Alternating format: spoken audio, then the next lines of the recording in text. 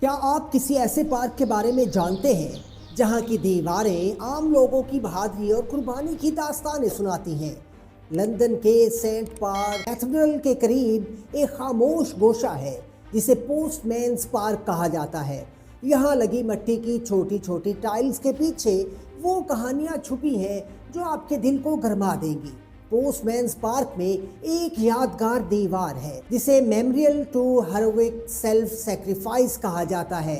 اسے 1990 میں ایک فنکار جارج فریڈرک وارڈز نے بنوایا تھا۔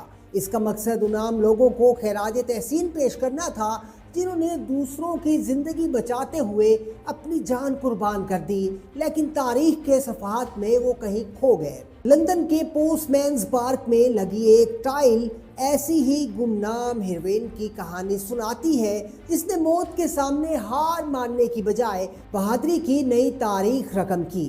اپریل 1885 کی ایک ٹھنڈی رات لندن کی ایک دکان میں اچانک آگ بھڑک اٹھی۔ ایلس آرس جو وہاں ایک ملازمہ تھی، دھوئیں اور آگ کے درمیان گھر گئی۔ اس کے پاس کھڑکی سے کود کر اپنی جان بچانے کا پورا موقع تھا، لیکن دکان سے ملحقہ کمرے میں اس کے مالک کے 3 چھوٹے بچے موجود تھے۔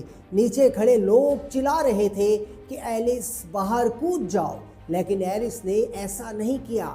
وہ تپتے ہوئے کمرے میں واپس گئی، ایک ایک کر کے بچوں کو اٹھایا اور کھڑکی سے باہر پھیلے ہوئے گدوں پر پھینکا۔ اس نے تینوں بچوں کو صحیح سلامت بچا لیا، لیکن جب اس کی اپنی باری آئی تو وہ دھوئیں کی وجہ سے بے ہوش ہو کر کھڑکی سے نیچے گر گئی اور چند دن بعد ہسپتال میں دم توڑ گئی۔ ایک اور ٹائل ولیم بریک کی ہے جس نے ایک بے قابو گھوڑے کو روکنے کی کوشش میں اپنی جان دے دی تاکہ راہگیروں کو بچایا جا سکے۔ یہاں تک کہ یہاں ان بچوں کا بھی ذکر ہے جنہوں نے اپنے ڈوبتے ہوئے دوستوں کو بچاتے ہوئے دریا میں اپنی آخری سانسیں لیں۔ یہ پارک ہمیں یاد دلاتا ہے کہ ہیرو صرف فلموں میں نہیں ہوتے، ہیرو وہ عام انسان بھی ہو سکتے ہیں جو کسی مشکل گھڑی میں اپنی ذات کو بھول کر دوسروں کے کام آ جائے۔